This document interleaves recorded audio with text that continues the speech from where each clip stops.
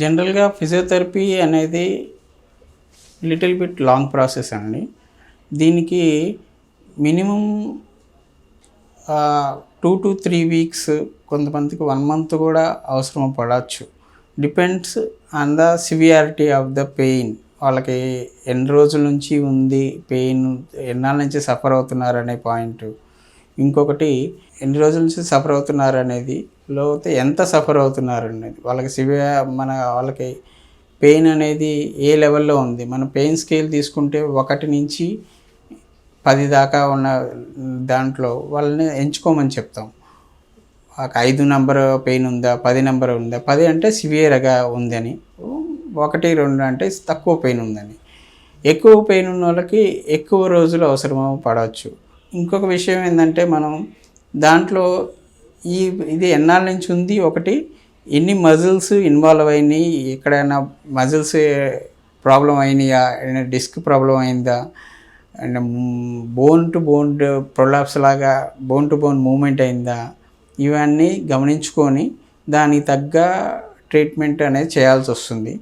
దానికి జనరల్గా మినిమం అయితే 2 వీక్స్ అయితే పడుతుందండి.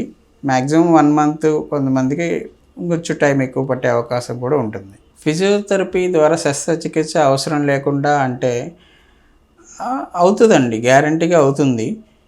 అది మనం చెప్పాను కదా, సివియారిటీ ఆఫ్ ద వాళ్ళు ఎన్నాళ్ళ నుంచి బాధపడుతున్నారు, ఎంత బాధపడుతున్నారు అనేది మనం కన్సిడర్ చేసుకుంటాం. దాంట్లో కూడా ఇప్పుడు కొన్ని ఉంటాయి. ఒక వెన్నుపూస మీదకి జారినప్పుడు అంటాం. జారినంటే లిస్థెసిస్ అనే మాట అంటాం. లిస్థెసిస్లో కూడా గ్రేడ్ 1, గ్రేడ్ 2, గ్రేడ్ 3 అనేది డివైడ్ చేస్తాము. ఎక్కువ ఆల్రెడీ దాని మీద నుంచి ఒకదాని మీద ఒక బోన్ జరిగినప్పుడు, మనం చేసి కూడా టెంపరరీ రిలీఫే ఉంటుంది. చేసిన దానివల్ల అంత ఉపయోగం పడకపోవచ్చు, టెంపరరీ రిలీఫ్ మాత్రమే వస్తుంది. ఇలాంటి వారికి కంపల్సరీగా శస్త్రచికిత్సకి వెళ్ళాల్సి వస్తుందండి.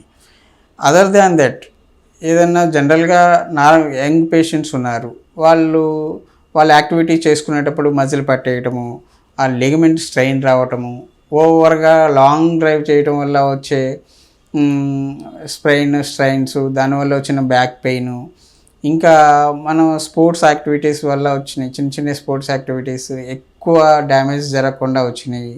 డిస్క్ ప్రొలాప్స్ కూడా కొన్ని ఇనీషియల్ స్టేజ్లో ఉన్నాయి.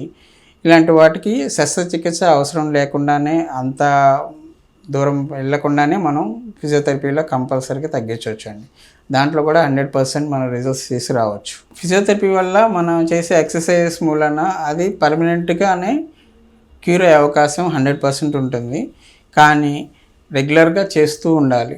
రెగ్యులర్గా చేయటం మీన్స్ మీరు ఇంటి దగ్గర అయినా కానీ కొన్ని రకాల యాక్టివిటీస్, ఎక్సర్సైజెస్, మీరు చేయకూడని పొజిషన్స్ అన్నీ థెరపిస్ట్ ఎక్స్ప్లెయిన్ చేయడం జరుగుతుంది.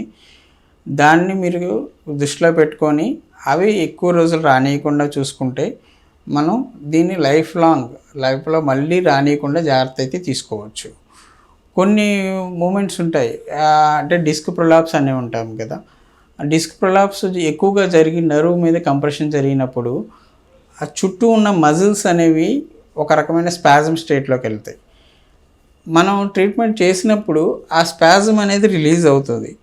కానీ కొంతమందిలో అది పూర్తిగా వెనక్కి వెళ్ళి నార్మల్ పొజిషన్కి అయితే రాదు. కాబట్టి అలాంటి స్టేజ్లో అయితే తాత్కాలిక ఉపశమనమే కలుగుతుంది. అది మళ్ళీ రానియకుండా సరౌండింగ్ మజిల్స్ని జాగ్రత్త పరుచుకోవటం, అంటే గట్టిగా ఉంచుకోవటం. డైలీ ఫిజియోథెరపీ డైలీ అవసరమే లేదు. కొన్ని రకాల ఎక్సర్సైజెస్ ఉంటాయి.